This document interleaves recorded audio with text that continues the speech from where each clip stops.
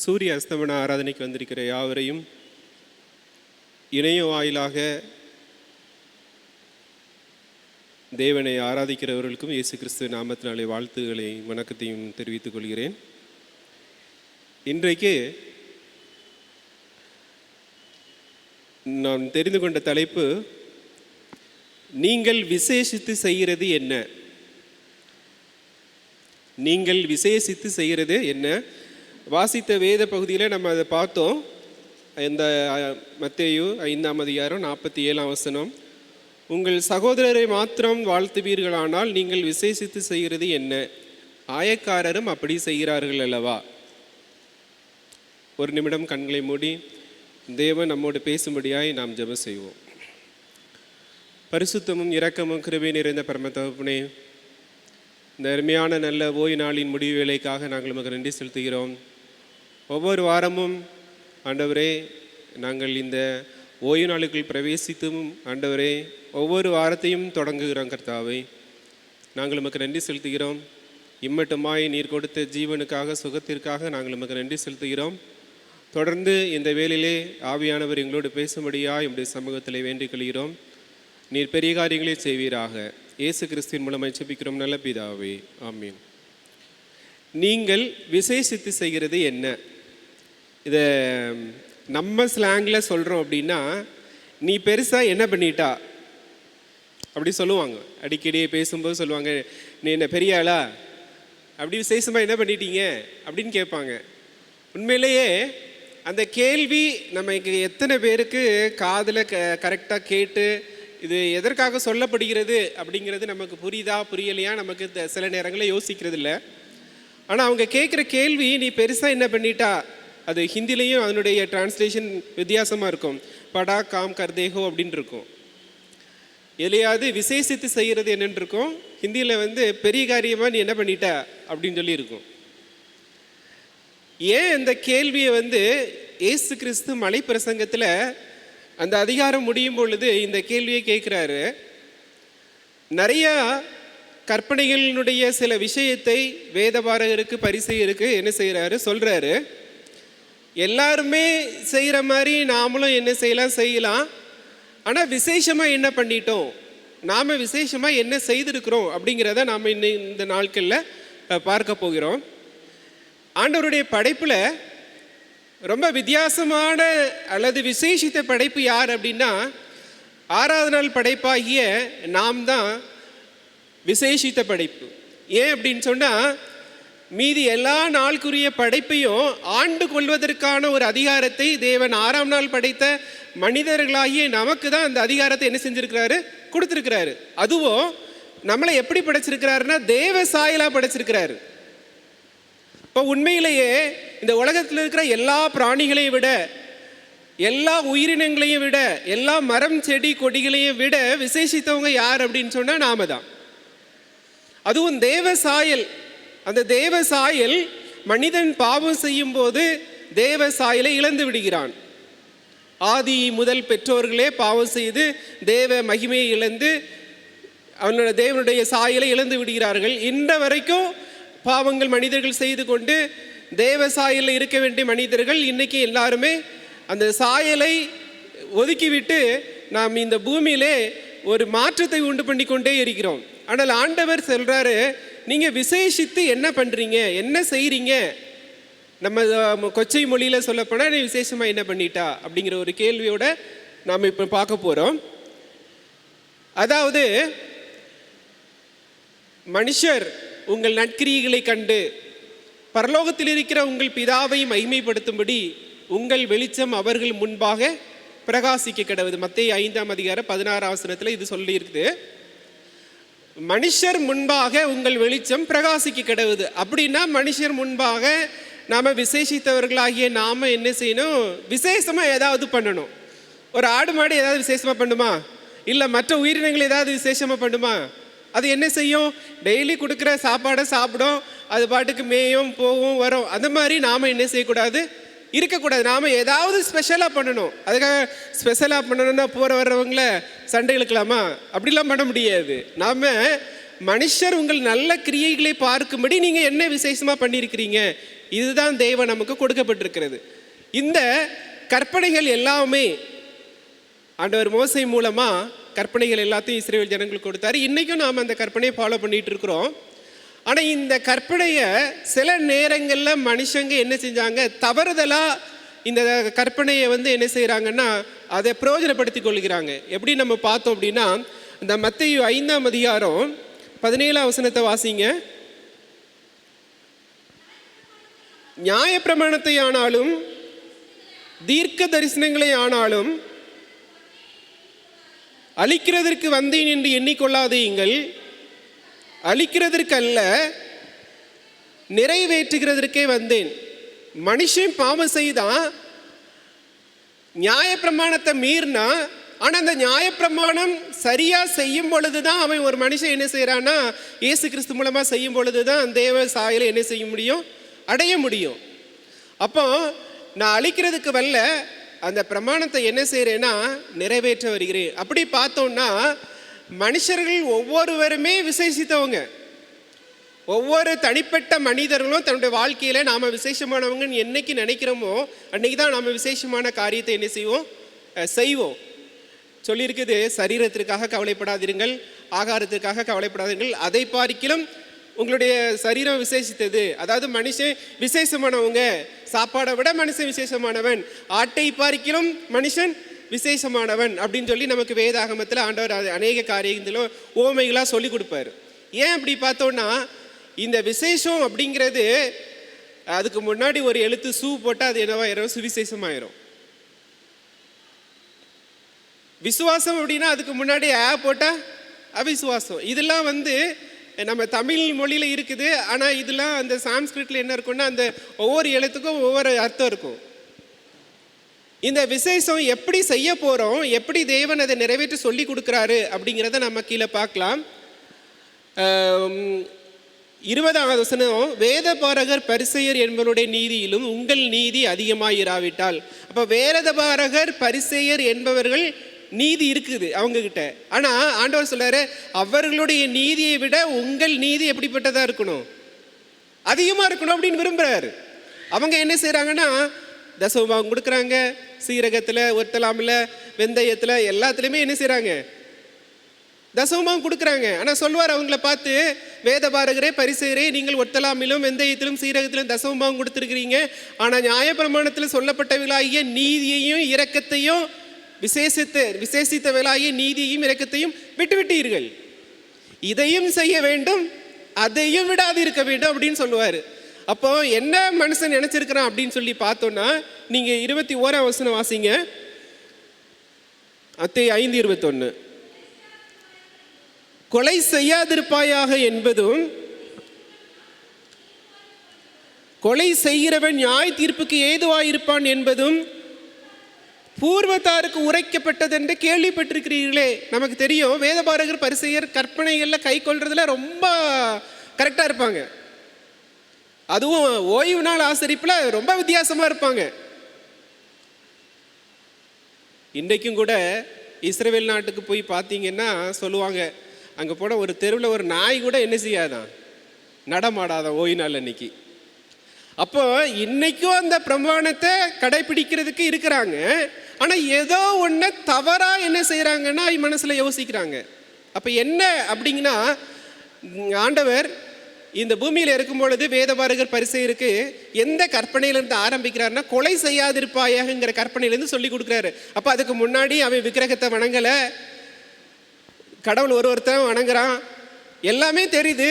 ஓய்னால பரிசுத்தமாக ஆசரிக்கிறான், கடவுளை கை கொள்றதுல கரெக்டாக இருக்கிறாங்க, எங்கேயோ ஒன்றில் கோட்டை விடுறாங்களே அப்படின்னு சொல்லிட்டு ஆண்டவர் என்ன செய்கிறாருன்னா இந்த கற்பனையிலிருந்து ஆரம்பிக்கிறாரு. கொலை செய்யாதிருப்பாயாக என்னும் கொலை செய்கிறவன் நியாய தீர்ப்புக்கு ஏதுவாயிருப்பான் என்னும் பூர்வத்தாருக்கு உரைக்கப்பட்டது. அதாவது முற்பிதாக்களுக்கு சொல்லப்பட்டது, கொலை செஞ்சால் நியாய தீர்ப்பு உண்டு அப்படின்னு சொல்லியிருக்குது. ஆனால் நீ என்ன செய்கிற, கொலை செய்யலை, கொலை செஞ்சாதான தப்பு. ஆனால் சகோதரனை என்ன செய்யலாம், திட்டலாம். என் மூடனே, நீ எரிநரகத்துக்கு தான் பாத்திரவனா இருப்பா. அப்போ இன்னொரு தகாத வார்த்தைகள் நமக்கு இதுவரைக்கும் தவறாகவே என்ன செய்யல தெரியல. சில பேர் சொல்லும்போது அடைமொழியோட சொல்லுவாங்க. சில ஆட்களை, இன்னும் உயரமான மனுஷன் நெட்டை அப்படிம்பாங்க, பார்த்துருக்கீங்களா? கொஞ்சம் குள்ளமான ஆளாக இருந்தால் குள்ளமான மனுஷன் அப்படின்னு சொல்லுவாங்க. இந்த அடைமொழி கூட சரியா தவறான்னு சொல்ல போனால் தவறு. அப்படி கூட நம்ம என்ன செய்யக்கூடாது, சொல்லக்கூடாது. ஏன்னா அவனும் சகோதரன்.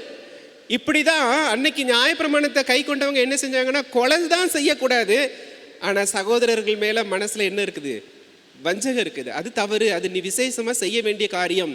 மறந்துட்டீங்க, கொலை செஞ்சாதானே தப்பு அப்படின்னு நினச்சிட்டீங்க. ஆனால் கொலை செஞ்சாதான் தப்பு கிடையாது.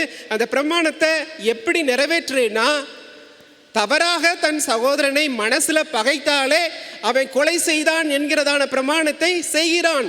நீ செய்யலன்னு சொல்ற, ஆனா நீ செய்யறா அப்படின்னு சொல்லி என்ன செய்யறாரு. அப்போ அங்க ஒரு விசேஷம் இருக்குது, அந்த விசேஷத்தை நீ என்ன செய்ய வேண்டியிருக்குது, செய்ய வேண்டியிருக்குது. அப்படியே கீழே சொல்றாரு, உனக்கும் சகோதரனுக்கும் பிரச்சனை இருந்துன்னா நீ பலிபீடத்துக்கு முன்னாடி காணிக்க வைக்கிறதுக்கு முன்னாடி போய் என்ன செய்ய, நல்மணம் பொருந்து அதுக்கு பிறகு வந்து காணிக்க என்ன செய்யுது. இன்னைக்கு எத்தனை பேர் அப்படி செய்யறாங்க? அது செய்யலைன்னா இன்ன வரைக்கும் அவங்க என்ன செய்யறாங்க, கொலை செஞ்சுக்கிட்டு தான் இருக்கிறாங்க. ஆனால் நம்ம என்ன செய்யறோம்னா, நான் எதுவுமே செய்யலை, நான் பிரமாணத்தை கரெக்டாக கை கொள்றேன். அதான் ஆண்டவர் சொல்றாரு, நீ இந்த கொலை செய்யாதிருப்பாங்கிற கற்பனையில விசேஷமா நீ என்ன பண்ணிவிட்டா, ஒன்றும் பண்ணல, ஆனால் மனசுல நான் செய்கிறேன், கற்பனை கரெக்டாக கை கொள்றேன் அப்படின்னு சொல்லி என்ன செய்யறா சொல்றா. நீங்க அப்படியே கீழே பார்த்தீங்கன்னா 27ஆம் வசனத்தை வாசிங்க. விபச்சாரம் செய்யாதிருப்பாயாக என்பது பூர்வத்தாருக்கு உரைக்கப்பட்டது என்று கேள்விப்பட்டிருக்கிறீர்களே, நான் உங்களுக்கு சொல்லுகிறேன், ஒரு ஸ்திரீயை இச்சையோடு பார்க்கிற எவனும் தன் இருதயத்தில் அவளோட விபச்சாரம் செய்தாயிற்று. இப்பமும் வேத பாரகர் பரிசேயர் எல்லாத்தையும் பார்த்து சொல்றாரு, நாங்க விபச்சாரம் பண்ணல. அப்ப என்ன நினைச்சுக்கிட்டானா, விபச்சாரம் பண்ணினாதான் தப்பு, போற ஆட்களை வார ஆட்களை மனசுல இச்சையோட என்ன செய்யலாம், பார்க்கலாம். ஆண்டவர் அதை தவறுன்னு சொல்லி கொடுக்குறாரு. விசேஷமா நீ இதை பண்ணணும். இன்னைக்கு இருக்கிற வாலிபர்களுக்கு, வாலிப பிள்ளைகளுக்கு நம்ம சொல்லிக் கொடுக்க வேண்டிய ஒரு விஷயம் இதுதான். விபச்சாரம் செஞ்சாதான் தப்புன்னு சொல்லி யூதர்கள் நினைச்சுக்கிட்டாங்க, வேதபாரர்கள் பரிசேயர் நினைச்சுக்கிட்டாங்க. ஆனா அப்படி கிடையாது, மனசுல நினைச்சாலே. அப்ப இன்னைக்கு தேவ பிள்ளைகள் விசேஷமா அதை செய்ய வேண்டியிருக்கு. அதுவும் நம்முடைய வாலிப பிள்ளைகள் தங்களுடைய வாழ்நாட்கள் அதை என்ன செய்ய வேண்டியிருக்குது, கை கொள்ள வேண்டியிருக்குது. அதுக்கு இடரலா எது இருக்கோ, உன் கை அதுக்கு இடரலா இருக்கா, உன் கண் அதுக்கு இடரலா இருக்கா, உன் கால் இடரலா இருக்கா, அதை தரித்து போடு, அது வேண்டாம் அப்படின்னு சொல்றாரு. அப்படின்னா நீங்க விசேஷமா செய்றீங்கன்னா இந்த காரியத்துல கரெக்டா இருக்கணும்னு விரும்புறாரு. அதுக்கு அடுத்தது 31ஆம் வசனம் வாசிங்க. தன் மனைவியை தள்ளிவிடுகிற எவனும் தள்ளுதல் சீட்டை அவளுக்கு கொடுக்க கடவன் என்று உரைக்கப்பட்டது. நல்லா கவனிங்க. டிவோர்ஸ் பண்ணா, டிவோர்ஸ் லெட்டர் கொடுத்தா என்ன செஞ்சிச்சு, முடிஞ்சிருச்சு, அவ்வளவுதான். ஆண்டவர் சொல்றாரு, வேசித்தன முகாந்திரத்தினால் ஒழிய வேற எந்த விதத்திலையும் என்ன செய்யக்கூடாது. அப்போ இன்னைக்கும் நிறைய பேர் இருக்கிறாங்க, 2 மனைவி 3 மனைவி கெட்டிக்கிட்டு என்ன செய்யறாங்க, சில மதத்தினர் இருக்கிறாங்க, அதை கொடுத்துடுறாங்க. ஆனால் ஆண்டவர் சொல்றாரு, நீ அப்படி என்ன செய்யக்கூடாது. அப்படி செஞ்சா நீனும் விபச்சாரம் பண்றான்னு அர்த்தம். அப்படி தள்ளப்பட்டவங்களை கல்யாணம் பண்றாலும் என்ன அர்த்தம், விபச்சாரம் பண்றவங்க. அப்படி செய்யக்கூடாதுன்னு சொல்லி கொடுக்குறாரு. அதுக்கு அடுத்தது நீங்க அப்படி கீழே பாருங்க, 33ஆம் வசனம். அன்றியும் பொய்யானை இடாமல் உன் ஆணைகளை கர்த்தர் முன்னிலையாய் செலுத்துவாயாக என்று பூர்வத்தாருக்கு உரைக்கப்பட்டது என்று ஆண்டவர் சொல்லும் போதெல்லாம் ஒவ்வொரு கற்பனையும் பார்த்தோன்னே சொல்வார், இதெல்லாம் பூர்வத்தாருக்கு உரைக்கப்பட்டதுன்னா உங்களுக்கு ஏற்கனவே சொல்லியிருக்கிறேன். நீ என்ன செஞ்சான்னா, இதை செஞ்சாதான் தப்பு நினச்சிக்கிட்டே இருக்காத. ஆனால் மனசில் எப்படிலாம் நீ எவ்வளவு வக்கிரகமாக இருக்கிறா, எவ்வளவு கொடுங்கோலம் மாதிரி நீ என்ன செஞ்சுட்டு இருக்கிற, உட்காந்துட்டு இருக்கிற அப்படின்னு எல்லாம் சொல்லி கொடுத்துட்டு, நீ சத்தியம் பண்ணக்கூடாது, அவங்க பொய் ஆணை தான் இடக்கூடாது அப்படின்னு நினச்சாங்க. ஆனால் ஆண்டவர் என்ன சொல்கிறாரு, சத்தியமே சில ஒரு டக்குன்னு நம்ம வார்த்தையில் வர, சத்தியமாக நான் இதை என்ன செய்யலப்பா அப்படின்னு வருமா வராதா. ஆனால் ஆண்டவர் சொல்கிறாரு, அது செய்யக்கூடாது. கீழே சொல்கிறாரு, நான் உங்களுக்கு சொல்கிறேன், பரிச்சேதம் சத்தியம் பண்ண வேண்டாம், வானத்தின் பேரில் சத்தியம் பண்ண வேண்டாம், அது தேவனுடைய சிங்காசனம், பூமியின் பேரில் சத்தியம் பண்ண வேண்டாம், அது அவருடைய பாதபடி, எருசலேமின் பேரிலும் சத்தியம் பண்ண வேண்டாம், அது மகாராஜாவின் நகரம் அப்படின்னு ஒன்னொன்னா என்ன செய்யணும், உள்ளதுன்னு சொல்லு, இல்லாததுன்னு சொல்லி நீ சத்தியம் பண்ணி சொன்னாதான் அது உண்மை, பொய்யின்லாம் என்ன செய்ய முடியாது. இப்போ இன்னைக்கு நாம தெய்வ பிள்ளைகள் எத்தனை பேர் அப்படி சத்தியம் பண்ணுறோம்.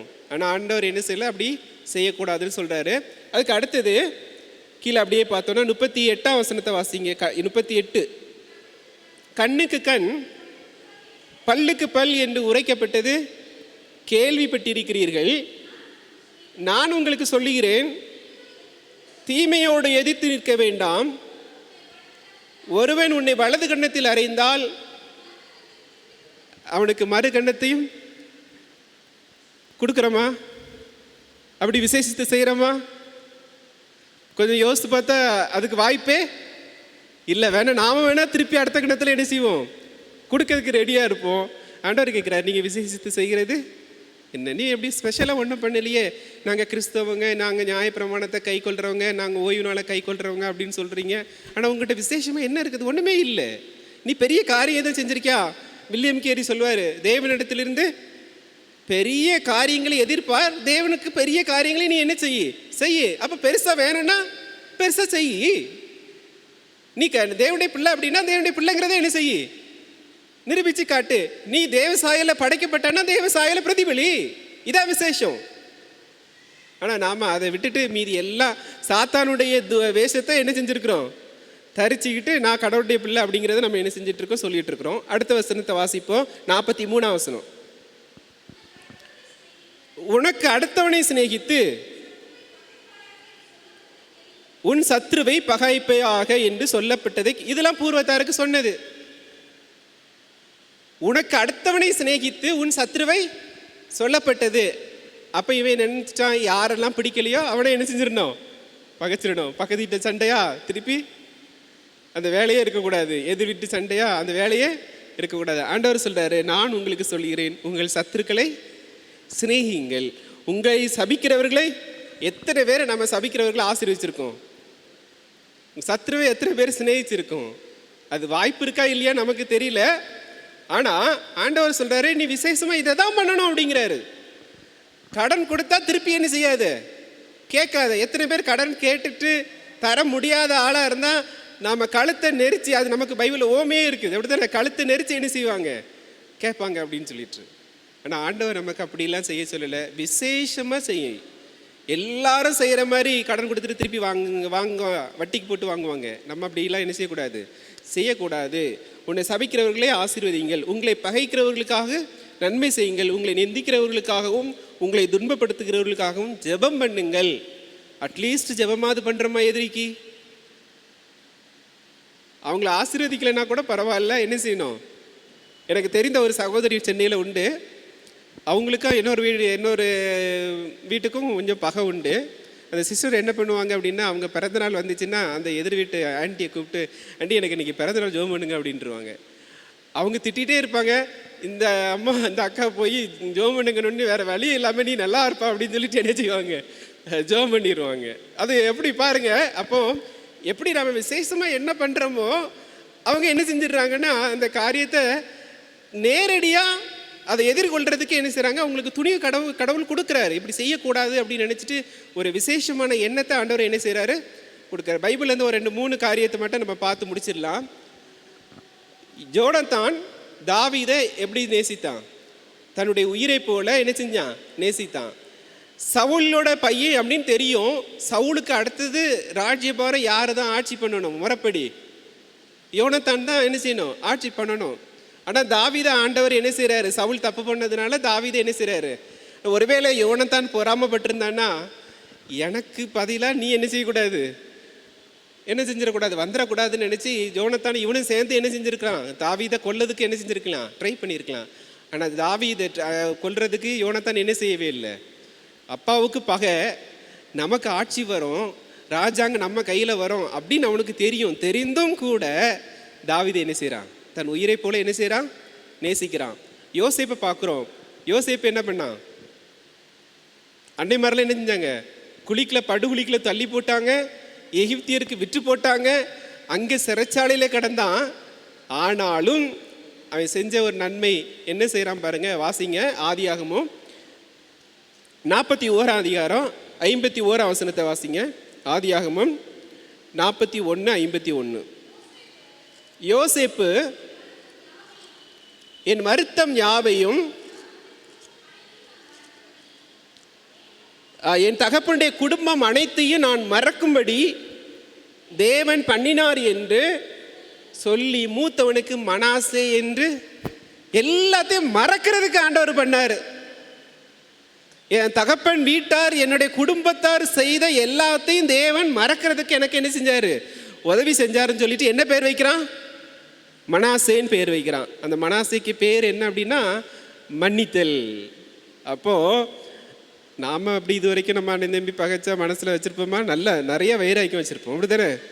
ஆனால் பாருங்கள், யோசேப்பு தான் அதுக்கு பெஸ்ட் எக்ஸாம்பிள். தன்னுடைய குடும்பத்தாரை எல்லாத்தையும் என்ன செஞ்சான், மன்னித்தான், மறந்தான். அதனால தான் அவன் எந்த நோயும் இல்லாமல் என்ன செஞ்சான், வாழ்ந்தான். நாம் மனசுலேயே வச்சுக்கிட்டு இருக்கோம், அதனால் நம்ம நோயோடு என்ன செஞ்சுட்டு இருக்கோம், வாழ்ந்துக்கிட்டு இருக்கோம். அதே போல் தெரிஞ்ச ஒரு கதை சமாரியன், நல்ல சமாரியன் கதை. ஆசாரியன், லேவியன், சமாரியன் 3 பேருமே நம்ம பார்க்குறோம். அந்த ஒரு கல்லன் என்ன செய்கிறான், கல்லர் கையில் அகப்படுறான் வழிபோக்கன். அதில் ஆசாரியனும் வர்றான், லேவியன். இவங்க 2 பேரும் யார்? லேவியன் யார்? ஆசாரியர், இந்த சர்ச்சில் ஊழியம் செய்கிறவங்க, வேலை செய்கிறவங்க. ஆசாரியர் யார்? பீடத்தில் நின்று பிரசங்கம் பண்ணுறவங்க. அவங்க 2 பேருமே என்ன செஞ்சிட்டாங்க, விசேஷமாக எதுவுமே பண்ணலை. ஆனால் அந்நியனாக இருந்த சமாரியன் மட்டும் போய் என்ன செய்கிறான், அவனை என்ன செய்கிறான், விசேஷமாக என்ன செய்கிறான், எல்லா காரியத்தையும் அவனுக்கு என்ன செய்கிறான். சத்திரக்காரன் கையில் கொடுத்து அவனுக்கு வேண்டிய எல்லாவற்றையும் கொடுன்னு சொல்கிறான். தேவன் உண்மையிலேயே நமக்கு கொடுத்த ஒரு பாக்கியம் என்ன அப்படின்னா, நாம் எல்லாரும் விசேஷித்தவங்க. ஆட்டை பார்க்கிலும் மனுஷன் விசேஷித்தவன். எல்லா ஜீவராசிகளை பார்க்கிலும் அதுவும் தேவனுடைய சாயலாக படைக்கப்பட்ட நாம் விசேஷித்தவர்கள். அதனால் நாம் எல்லாரும் என்ன செய்வோம்னா, இனி உள்ள காலங்களிலாவது விசேஷமானவைகளை செய்வோம். ஆண்டவர் நம்மை ஆசீர்வதிப்பாராக. ஆமீன். எங்களை அளவுக்கு அதிகமாய் நேசிக்கிறதான எங்கள் பரம தகப்பனே, இந்த அருமையான நல்ல ஓய்வு நாள் சாயங்கால பொழுதுக்காக நாங்கள் நமக்கு நன்றி செலுத்துகிறோம் கர்த்தாவே. இந்த நாள் முழுவதும் நீர் எங்களோடு இருந்து எங்களை வழிநடத்தி காப்பாற்றி வந்தீர். உம்மை தொழுது கொள்ள நீர் எங்கள் கிருபை செய்தீர். அதற்காக நாங்கள் நமக்கு நன்றி செலுத்துகிறோம். இந்த நாளிலும் உம்மை தொழுது கொள்ள வந்திருக்கிறதான ஒவ்வொருவரையும் ஆண்டவரை இணையத்தின் மூலமாக பார்த்து கொண்டிருக்கிற ஒவ்வொருவரையும் கர்த்தர் தாமே ஆசீர்வதிக்க முடியாது நாங்கள் செபிக்கிறோம் கர்த்தாவே. அவளுடைய தேவைகள் உண்டு, அவளுடைய பிரச்சனைகள் உண்டு, எல்லாவற்றையும் ஆண்டவரை நீர் சிலுவையிலேயே தீர்த்து விட்டீர் கர்த்தாவே.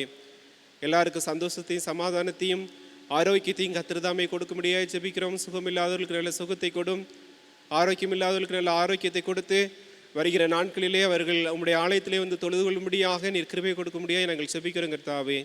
நாங்கள் விசேஷமாக ஆண்டவரை தேவனுடைய பிள்ளைகள் என்பதை நாங்கள் காட்ட நீர் எங்கள் ஒவ்வொருவருக்கும் கிருபை அருளும்படியாக எம்முடைய பாதப்படியிலே வந்திருக்கிறோம் கர்த்தாவே.